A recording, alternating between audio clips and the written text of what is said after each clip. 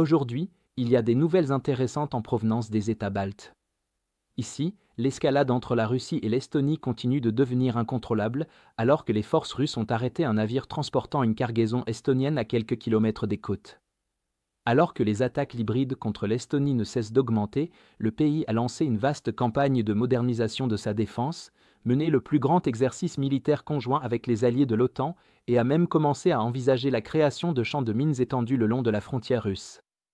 Récemment, les tensions se sont considérablement intensifiées après que les autorités russes ont arrêté le Green Admir, un pétrolier battant pavillon libérien, appartenant à des Grecs, qui venaient de quitter le port estonien de Sillamäe. Le navire se dirigeait vers Rotterdam avec une cargaison de pétrole de schiste lorsqu'il a traversé les eaux russes, faisant partie d'un corridor maritime sécurisé convenu mutuellement entre la Russie, l'Estonie et la Finlande. Malgré le respect de ce protocole, la Russie a intercepté le navire et l'a remorqué au port pour lui infliger une amende. Le ministère estonien des Affaires étrangères a qualifié cette détention de violation des normes maritimes et a depuis annoncé qu'il détournerait désormais tout le trafic naval exclusivement par les eaux territoriales estoniennes. Le ministre estonien des Affaires étrangères, Margus Tsahkna, a commenté que cet incident montre que la Russie continue d'agir de manière imprévisible. Cela fait suite à la récente violation de l'espace aérien russe alors que la marine estonienne tentait d'intercepter un pétrolier faisant partie de la flotte fantôme russe. Cet incident n'est que le dernier d'une longue série de provocations russes à l'encontre de l'Estonie.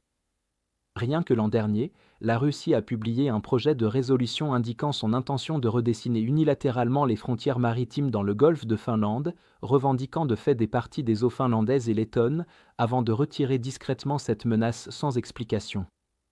Pour ajouter à la tension, les gardes-frontières russes ont retiré plus de la moitié des bouées marquant la frontière entre l'Estonie et la Russie sur la rivière Narva. Malgré les demandes diplomatiques répétées de l'Estonie, les balises n'ont pas été restituées, laissant le trafic fluvial exposé à des violations accidentelles de la frontière. Parallèlement, des brouillages GPS, supposés provenir de Kaliningrad, ont provoqué des centaines de perturbations dans l'espace aérien de la région.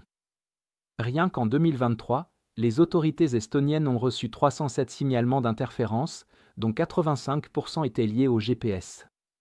Bien que le trafic aérien reste sûr grâce aux pratiques de navigation manuelle, ces perturbations soulignent la volonté délibérée de la Russie de semer l'instabilité. En réponse à ces menaces hybrides, l'Estonie a lancé une importante initiative de défense.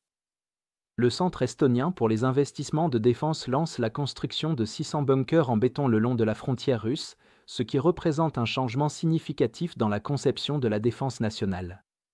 Ces bunkers sont conçus pour résister à des tirs d'artillerie de 152 mm, la norme des munitions de l'ère soviétique que la Russie continue d'utiliser pour son artillerie tractée. Des prototypes déjà testés sont en cours d'amélioration et des installations pilotes débuteront dans le sud et le nord-est de l'Estonie d'ici l'automne.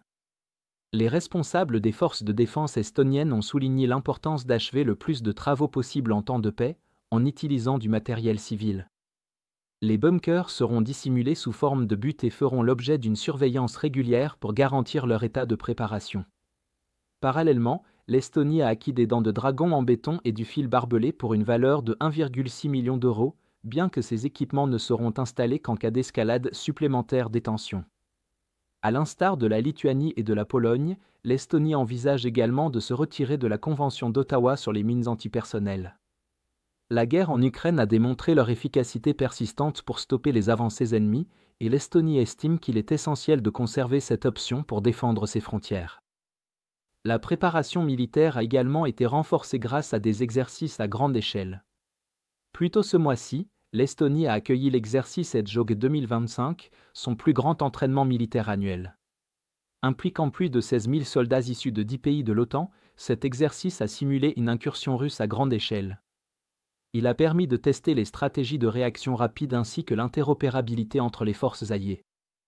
La nouvelle doctrine de l'Estonie met désormais l'accent sur la défense du territoire dès les premières secondes d'une attaque, s'éloignant de l'ancienne stratégie dite du fil de déclenchement, Tripwire, qui supposait un premier succès d'ennemi avant une contre-offensive de l'OTAN. Les leçons tirées de l'Ukraine, en particulier les tactiques destructrices de la Russie et le coût élevé de la reconquête de territoires perdus, ont profondément remodelé la posture défensive estonienne.